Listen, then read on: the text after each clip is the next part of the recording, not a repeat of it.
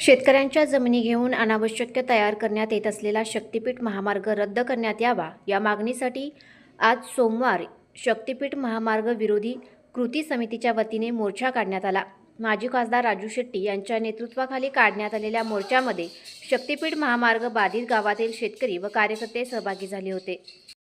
मोर्चाच्या सुरुवात सांगलीतील कर्मवीर चौकातून करण्यात आली। विश्रामबाग चौक ते जिल्हाधिकारी कार्यालय असा 5 किलोमीटर मोर्चाचा मार्ग होता। काही कार्यकर्ते बुधगाव कौलापूर येथून पायी चालत येऊन या मोर्चात सामील झाले, तर काहींनी बैलगाडीतून आपल्या कुटुंबियासह मोर्चात सहभाग नोंदवला।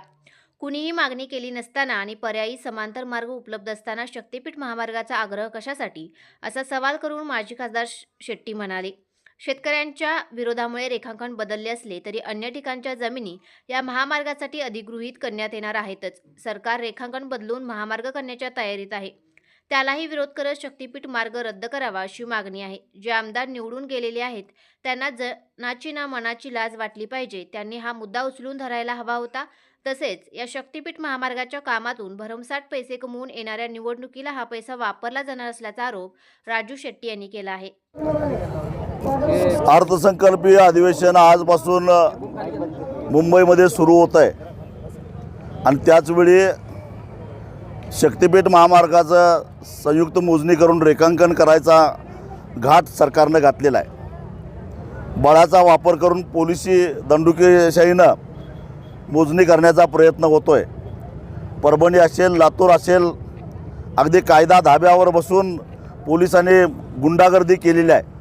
याचा निषेध करण्यासाठी म्हणून संपूर्ण राज्यामध्ये आज ह्या अशा प्रकारे निषेध आंदोलन आम्ही करतो आहे आणि जे बाहेर घडतं त्याचं प्रतिबिंब सभागृहामध्ये उमटावं अशी आमची माफक अपेक्षा आहे। जे निवडून गेलेले आमदार आहेत त्यांनी किमान जनाची नाही मनाची लाज बाळगून तरी हा मुद्दा सभागृहामध्ये उपस्थित केला पाहिजे।